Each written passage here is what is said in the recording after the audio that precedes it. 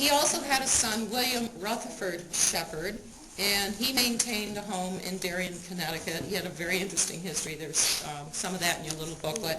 And they had 3 children, he and his wife, Anthea. And she was married before she married William, but anyway, real interesting history. So here's a little bit more on the Shepherd family. Augustus ran into hard times. As far as Ted knows and anybody else, you go Google it, it's Augustus Shepherd. I'm telling you, you can't find anything on him except for what I've been putting up there. So there's very little that's been written about him. He did do country estates. He had a partner back in the 1890s. A lot of this is in your history book. But apparently after his wife died about a decade later, most of his architectural work here at the club was over for the most part. I'm not sure he had commissions elsewhere either. He did stay in a cottage here up to the late 40s. His family formed a syndicate in 1914, his siblings, to buy and sell real estate. And I've been down in the deed room at Herkimer County and have tracked a lot of deeds. The last deed that I found was between Augustus and his sister Joanna in 1948. She died that year, but he sold his last piece of property up here. But the Shepherd Syndicate bought and sold lots up here on the Three Lakes for quite a number of years. As I said, he ran into hard times, according to Ted Comstock, who's read all the minutes from the League Club for more than 100 years. The club actually wound up paying his dues during the latter years of his life. In the late, 1948, I think his son got married and was living in Darien, Connecticut, and he went to live with his son. And there he died in 1955. As of yet, I still don't know. If anybody finds out, please let me know. He's not buried in Nashville, to my knowledge, with his wife. And I know where most of the other siblings are buried, but he's not married, to my knowledge, in New Jersey. And both his son and his daughter wound up down in the Florida area during the later years of their life. Yeah.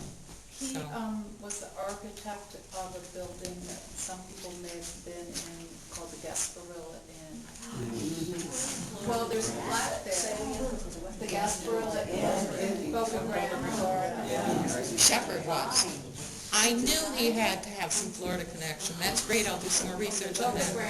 Boca Grande, cool. He also designed a beautiful church down in Scarborough, New York, if you've ever been down there, a Presbyterian church, in memory of his uncle, Elliot Shepherd. Okay, enough of that. Quick story before we go down. We'll just take a quick peek at it. Do you want to tell the story of the rest of it? No, go ahead. All right, well, guide boats and guide boat building was one of the premier industries here in the early part of the 19th century, and 19th, 20th century, I should say. Among the best builders was Dwight Grant and his son Lewis Grant. They came from Lewis County. He was the superintendent of the club in the late 1890s up to 1906, and then his son Lewis took over. He put the first steamboat on the Fulton Chain of Lakes, Dwight Grant did, in 1883. It's called the Hunter, and it was down on the bottom of Fourth Lake, and it's been resurrected by some people. I think they're restoring it now. But in any case, these boats, I think I have a picture, came in a variety of different designs. The standard, the church boat, and then a little smaller version. These were by Parson Brothers, another pair of boat designers that lived and built boats. I think the last one they built was 1945. And they were purchased primarily here by League Club members and their guides who serviced them. To this day, the League Club still has the largest collection of vintage guide boats, even though the club's boats were sold off, I believe. The actual club boats. The club boats were sold off, but what is owned by members here is the largest collection anywhere in the United States, from what I understand, of vintage guide boats. Well, one of them that's downstairs that happens to belong to Skip was purchased by his father in 1954 when they bought property over here on Little Moose. It came up for auction at the DeCamp family's estate which included President Benjamin Harrison's cottage on First Lake, Second Lake, that peninsula on the South Shore. If you're out on the Fulton Chain of Lakes, there's a vintage boat house there, and that beautiful house that's on the top of the hill. So it went up for auction. It was called the Resca. It was President Benjamin Harrison's personal church boat. The name Resca comes from the Spanish derivation for It was a undertow, something of that sort. It was a town, right? It was a town here for the battle of Resaca there. Yes, but even more importantly, it was the site of the first battle on the Atlanta campaign during the Civil War that Benjamin Harrison, General Benjamin Harrison, was involved in. And there's a poignant story about him coming back to Indianapolis, which was his home, at the end of the war with this bedraggled group of soldiers that survived.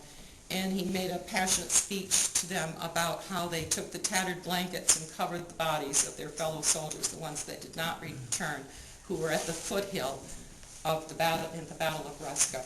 So that is what he named his church boat. It was built in 1896 by Theodore Sieber, who was another boat builder here, was a partner of the Carson family brothers, and it survives its downstairs. So if any of you want to take a quick peek down there, Skip would be happy to show you that. Other than that, we're going to head back over to the club. I do want to mention,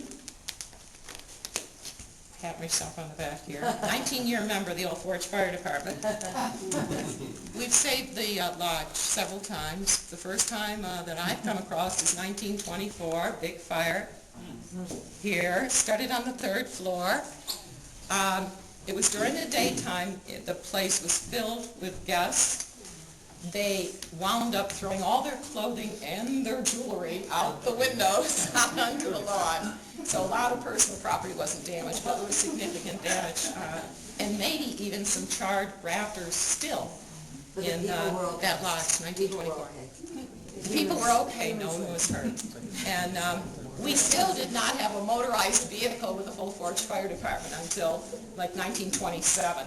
So they are bringing their hand-operated pumper and, hose cart in here from town, but saved it. There was a fire again that cost about $30,000 worth of damage in 1956 to the lodges. Winter sports in the 1930s, I think, was when they decided they were going to leave winter camp open and try to encourage people to come up. Of course, during the Depression years, some people would rather go to the Bahamas and places like that during the winter months if they had money to spend. But there was electricity here in 1913, and they used it to, light up the skating rinks back then for winter sports. So, any other questions or any questions, comments by anyone? Well, I thank you very much for having me here today.